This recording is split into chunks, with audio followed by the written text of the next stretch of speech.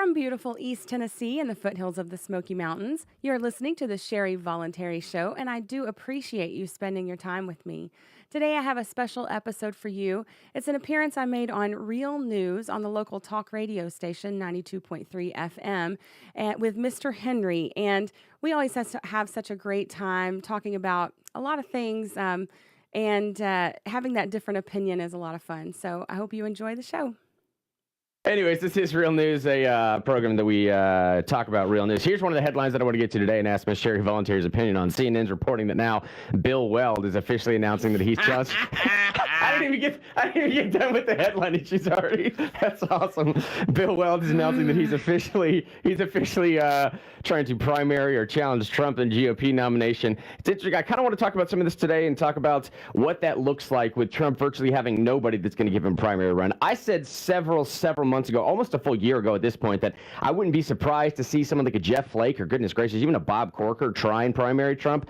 Yeah, it's never going to happen, but I mean, you're thinking if there's any option out there anywhere for these last remnants of the old school rhinos or neocons that are trying to, I mean, I think... Do you think it's the remnants? I don't think it's I don't know. See, it's interesting you say that. A lot of neocons still out there. There is, and that's what I was thinking. A lot of people want to say that this populist wave sort of destroyed the neocon surge, and not surge, but I was thinking, I don't know. Look at the Mitt Romney win, okay? Mm-hmm. That, I think, was a very big signal to the populist, whoever that new wave of populism is, to say, hold on, man, just because McCain passed away doesn't mean that we're dead and gone, right? I mean, they still want wars, right? That's the neocon agenda. So. Yeah. I mean, they're still all behind it. Well, and let's be real here, Sherry. This is a good place to start off with this morning. Of course, obviously, one of the main stories we have to get to is the Notre Dame situation that we're going to talk about here in a minute. But at least for the first segment, I want to go into some. You said they like their wars, and frankly speaking, Sherry, there's a lot of wars to get involved in. Peace through domination. No, there's always a war. I mean, they start them if they don't have a reason they can use. Oh, of course. And I mean, you got they come up with one. You got someone like Trump who's openly talking about trying to get out of Afghanistan. Now, whether that happens or not, I don't know. Somehow, about a year ago, you're able to convince Rand Paul to sign off on Mike Pompeo. He was the sole Republican holdout. They say you were able to get Rand Paul to sign off on Mike Pompeo because somehow they convinced him behind closed doors that they were actually being serious about pulling out of Afghanistan.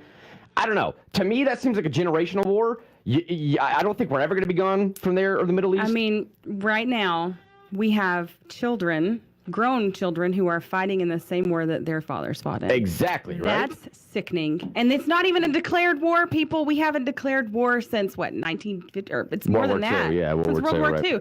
They don't even respect their own process. Come on, let's stop pretending it's all by the book. And let me ask you about this, though. Okay, so there's always something going on in the Middle East you could claim, or you could move some proxy war into a legitimate war. Okay, for a long time people have been pushing. It's been very interesting to see the Democrat and Republicans and the weird segregation of Republicans within the Republican Party, and so with the Democrats, to see how they responded to, say, the war in Syria, and at the same time responded to the war in Yemen going on. You get what I'm saying? I think so. No, the point I'm making is both seem to be proxy wars, just with different players going on at different times, and it's interesting to see how you're slowly transitioning a proxy war into a more recognized, legitimate war with American backing. And legitimate? No, I'm just saying legitimate in the sense of now we're finally getting the American people to recognize, wait a minute, I'll ask it this way, okay, this is what I meant by legitimate. How many people you think we could poll right now out on this street or on UT campus say, do you realize America is technically at war right now? Not technically, but at war right now in Yemen. We're effectively at war, for Most sure. people would say, I don't even know where Yemen is, first of all, let alone I certainly don't think we're at war there. Right. Now, all right. And they know nothing about the humanitarian crisis that's being funded by the United States. They know nothing about... Nothing. And these people are in a terrible situation. They are suffering terribly. And they know nothing about the proxy players on either side as well. Yeah. Right? And look, some of the stuff that Trump done is great. Some of the stuff I want to call balls and strikes in him for. One in particular, y'all, I don't know what else you do, but the Saudi Arabia connection I'm kind of having a problem with. But it's not just Trump. That's the thing. This Saudi Arabia connection is old news, way old news. And I want to say the worst thing about it is when you do talk to people, the average Joe on the street, and you say, hey, this is going on in Yemen and we have a big part to play in it. Often they don't care. No. That is the damning part. Not that that it's going on is terrible too, but that the regular average Joe doesn't care is the reason they get to keep doing this stuff. And if it were happening to your family and your children, I think you would care. And we should care about what the destruction that we, as the United States, are doing in the world. And I've said during Trump's campaign, Trump originally was not my guy. Now, during the campaign, there was two sole reasons that I was at least holding out to see if he could do something that I would appreciate. The first and foremost, obviously, being my background, was the judge aspect. Okay, you're talking appeals court judges. I think more in the first 2 years than any other previous president he's appointed. That's great. Supreme Court justices appointing someone that much more in the vein of an originalist is what I would like. A textualist I would be okay with. I'm going to be honest with y'all. I didn't like the Kavanaugh appointment at all. I understood it was a capitulation. He had to, okay? You had to replace a moderate with a moderate, okay? That's always the excuse. We got to play politics. And look, this guy hates the Fourth Amendment. He wrote the friggin' Patriot Act. You know, we're getting what we're asking for in a lot of ways, because if we, as I'm speaking in general, as the American people, if we allow it, we don't care. Like, there's been 100-mile border buffer from the border in this country for years now, that you don't have any Fourth Amendment rights. The police, anybody can stop you and frisk you and ask for your papers and whatever else, and silence. It's crickets on every side. And in retrospect, too, it's going to be weird that I said this, but for a lot of Republicans that did not want to consider Kavanaugh's previous jurisprudence, his judicial record, it was a very interesting cover, I will say, and that's a terrible way to describe what Kavanaugh went through with the whole alleged sexual assault things and everything. Yeah, right. I mean, it got to the point where we're talking about putting in a serial rapist on the Supreme Court, which just is an absolutely absurd allegation. But with that being said, it seems like the only person that was focusing on his previous decisions was maybe Andrew Napolitano? Oh, absolutely. Possibly? Yeah, and he said he's terrible on the Fourth. Oh, there's other things he's good on. But if you're terrible on the Fourth, I mean, if you're going to be in those positions where you're determining the law, I think that you should follow it. Like, they don't even hold their own standards. This is the thing. The standards are for us. They're not for them. And what Napolitano says all the time, and I'll tell you, at least from my background, I tend to agree. I think most constitutional experts would tend to agree with this, is if you're bad on the Fourth, you have a tendency to be bad on everything else. Do you get what I'm saying? Yeah. I'm sorry. No, I was going to say most end up saying that property rights are the basic presumption, the basic foundation of all of the other sort of constitution. If you can't understand the Fourth, if you don't have a premise of the Fourth, the rest of the Constitution, the structure itself doesn't make a lot of sense. I have something to say about that. All right, good. Let's hit this break. We'll come back with a little bit more of this, and then right around 7:30, get into the Notre Dame coverage. There's one more question I want to ask Sherry regarding potential warfare, specifically going on in South America. We'll hit that when we come back, too. Hey, y'all. Thanks for listening to the show. If you'd like to see more Sherry Voluntary, it would really help us out if you'd go to patreon.com/Sherry Voluntary. Thanks. We left off just a second ago.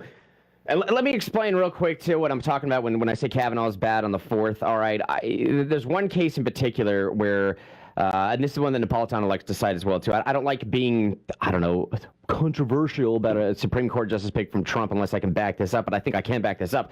There's a case where there was a book dealer, okay, and I'm talking high-level, upper echelon book dealer who was located in New York, who was having a conversation with a book dealer in Florida. They were speaking in Italian, and for some odd reason, either the NSA or the CIA, doesn't matter, somebody was recording these phone calls. An intelligence member of the intelligence community was reporting these. No.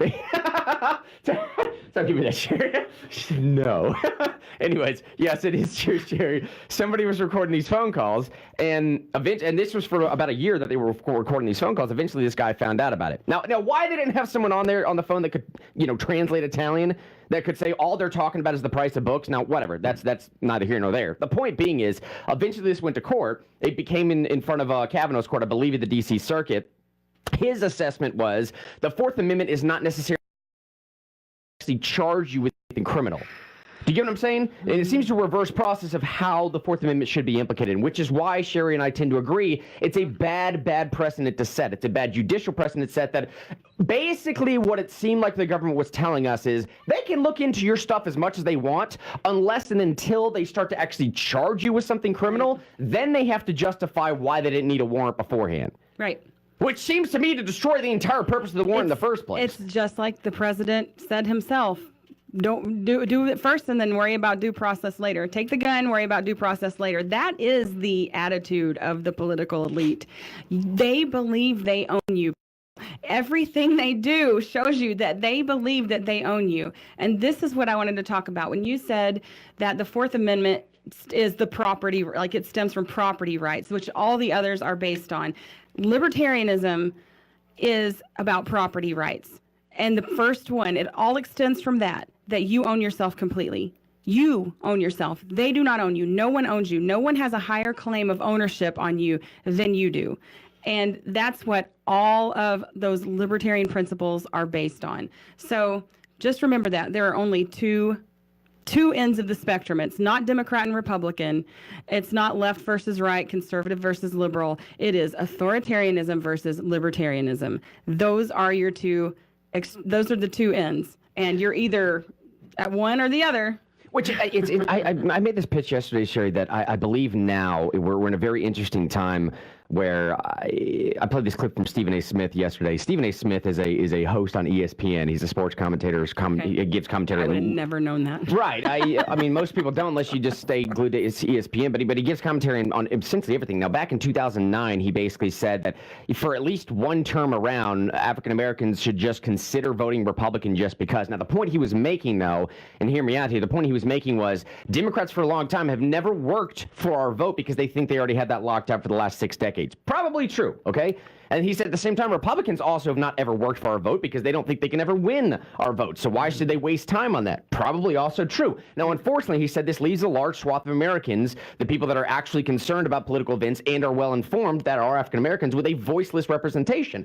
I thought, man, what a better time to capitalize on that. Yeah. On that right there, to capitalize on those people that are openly searching for something. And I thought to myself, if Republicans could get back more to the libertarian, what I would consider to be the libertarian roots of this party, I think, and tell me if I'm wrong, I think the libertarian pitch is the most applicable pitch to all demographics right now. I'm saying the LGBT movement and everything Absolutely. in between, because it recognizes the individual for the individual, right? We recognize that you must protect all minorities, and the individual is the smallest minority. So if you protect the individual, you protect everyone. And that's the thing. The problem is that the American people have been convinced that they have the right to tell other people how to live because they don't like it, or maybe whatever is bad for you. That's not the argument. The argument is you own yourself completely. No one has the right to tell you what to do to yourself.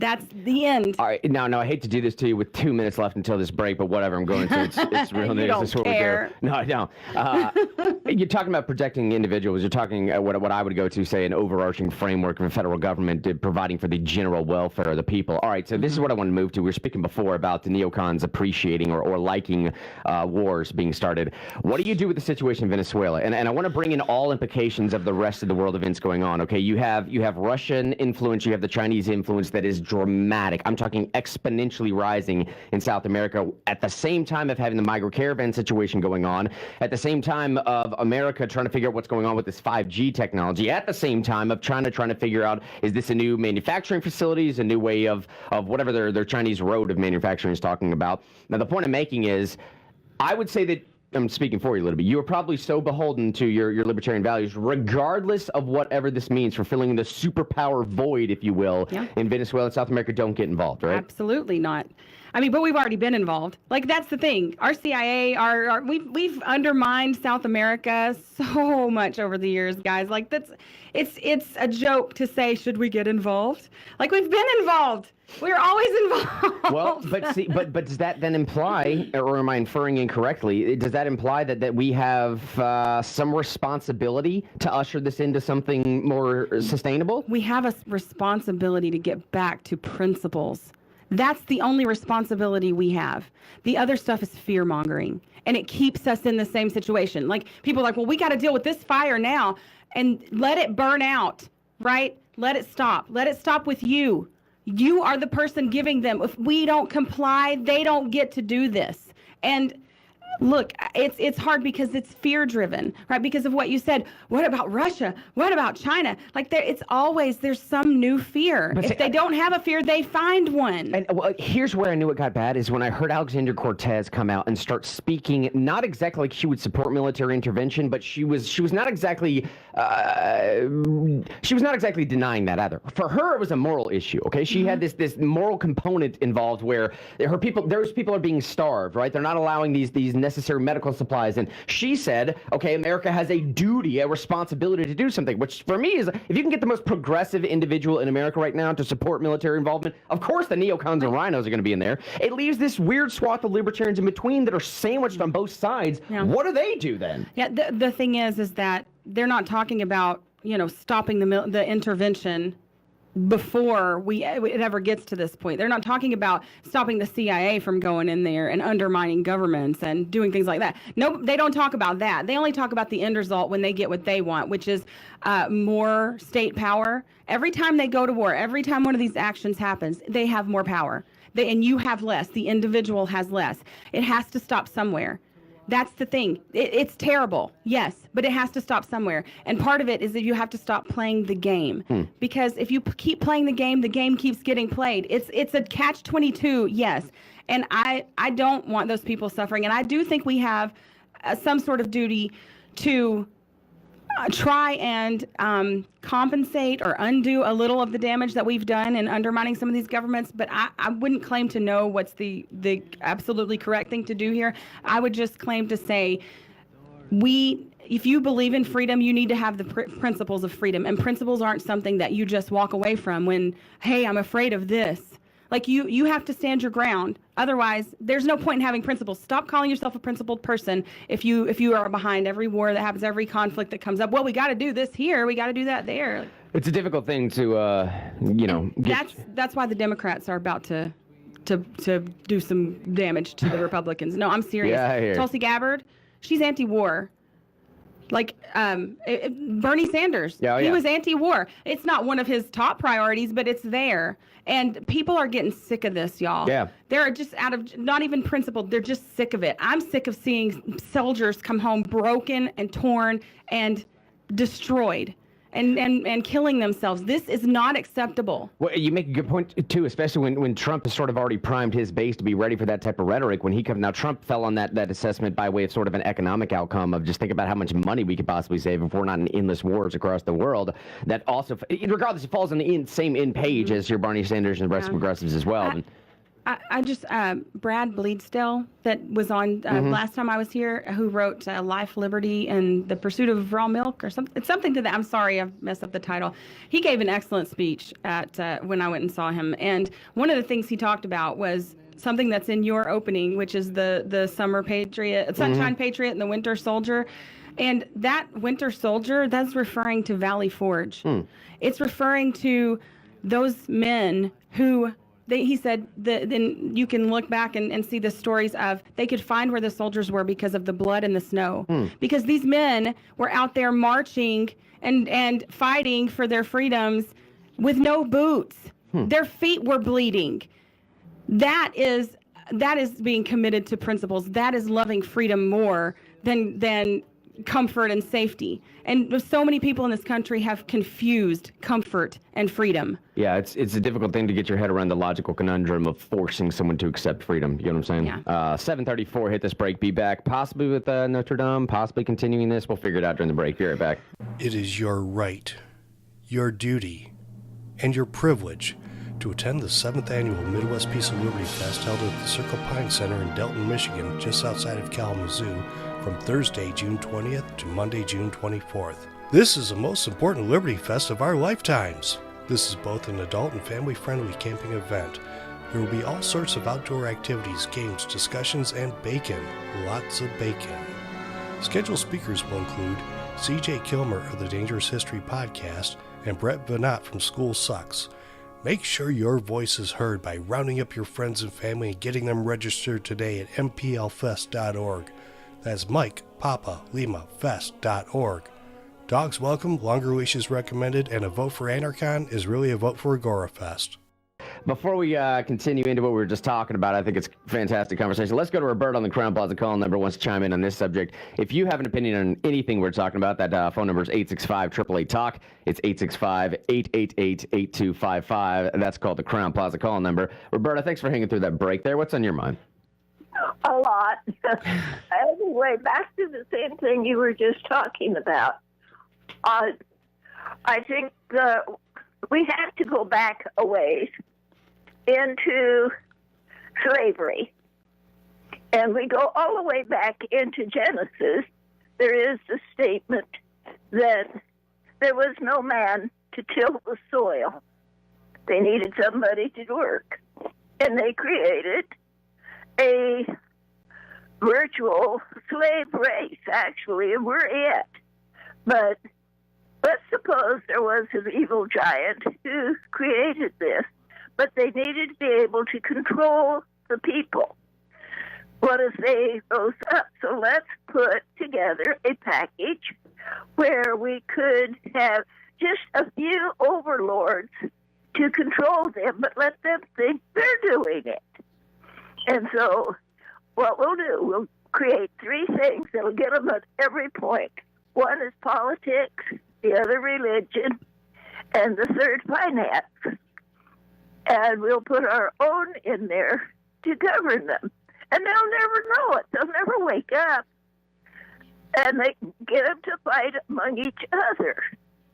And make them tribalists. Put them into tribes. Because we'll all, whether it's family or community or whatever, the slaves will remain controllable. Because there is one great fear. If they step out of line, they'll be abandoned. In the Baptist, I was raised Baptist. In the Baptist church, it's called disfellowshipping. But we'll disfellowship. And if the slave does not toe the line, then we'll just disfellowship him. And the fear of abandonment is so great. It's instilled in us that if you don't do this, we'll leave you.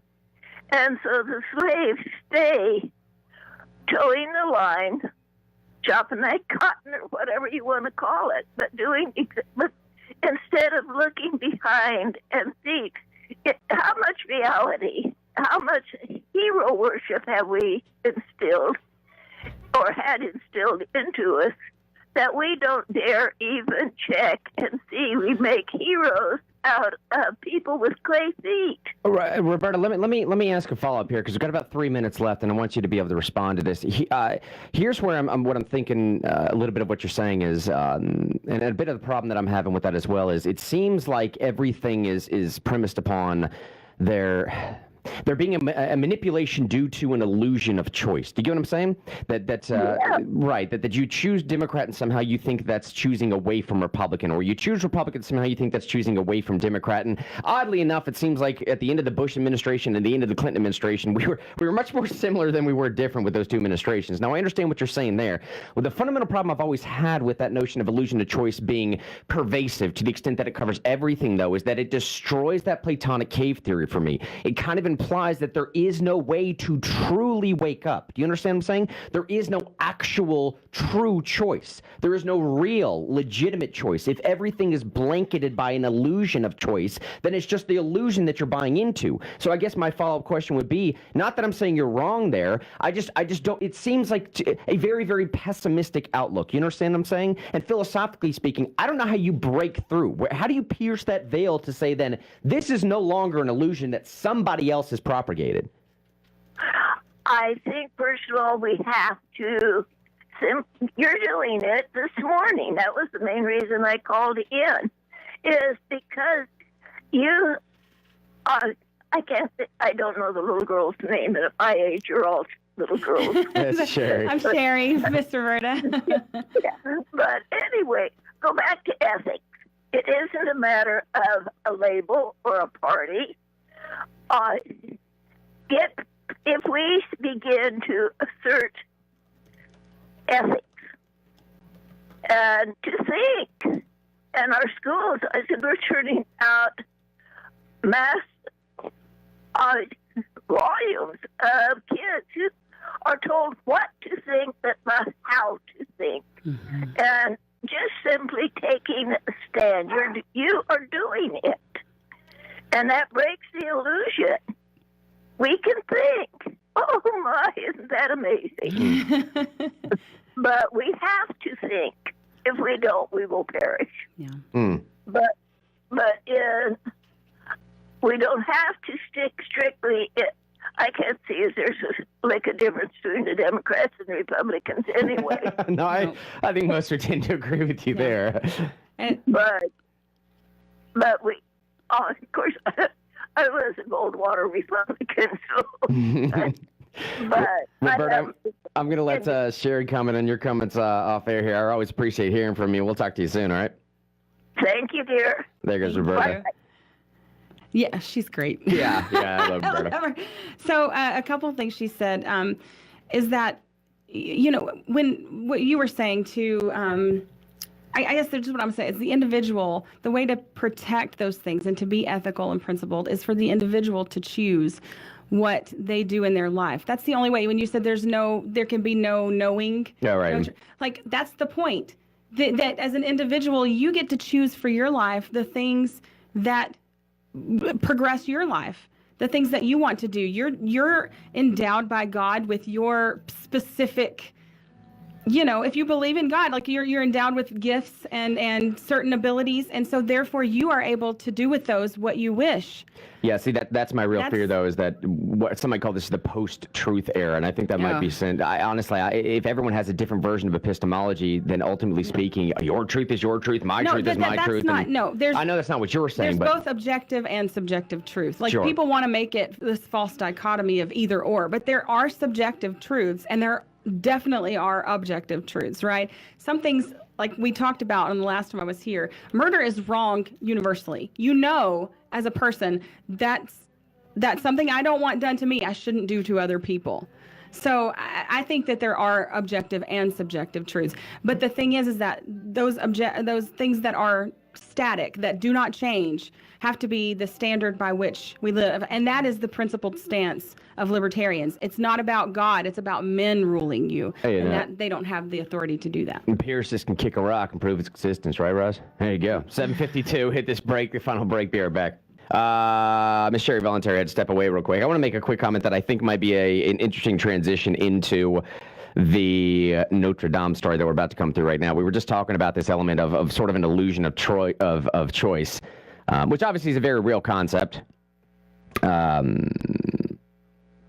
Again, the problem I have with it, though, is that it doesn't necessarily negate an aspect of objective truth. The only thing that it does do is it makes getting at what objective truth is all the harder. And I speak for a living, and all the harder is a real phrase. It's a terrible way to say it. But unless you're going to be just a pure empiricist.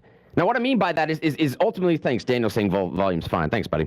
Unless you're going to be a pure empiricist, meaning that the only thing that you think is actually true or actually existing or actually worth your time is what you can validate in front of you. Any sort of statistical data that you can prove either something's existence or non-existence. And that goes by way of practical philosophy, by way of practical politics, basically the point being is you have to reject all metaphysical claims.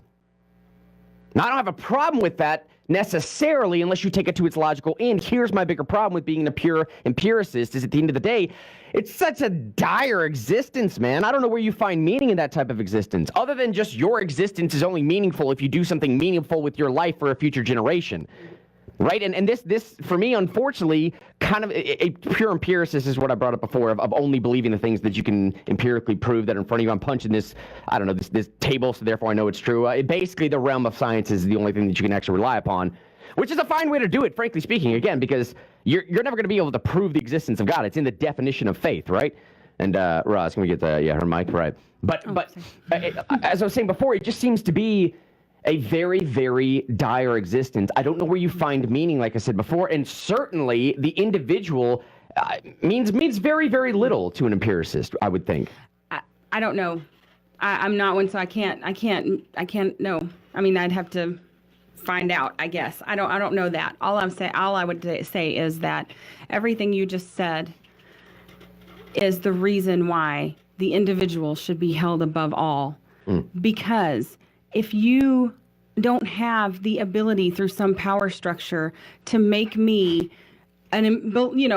subject to empiricism and whatever, then so be it. Like, so you just keep living your life and you do what you want. Right now, we have so many people want to put their religion into politics, and they think it's the same thing. But just one point of clarification, I just want to get across to the normal Real News audience. Sherry, for someone like you are totally fine with voluntary compliance, right? If you want to voluntarily buy into any given system, most anarcho-capitalists are saying, I mean, that's your choice. Yes. That's fine if you want to do that thing, right? Absolutely. All right.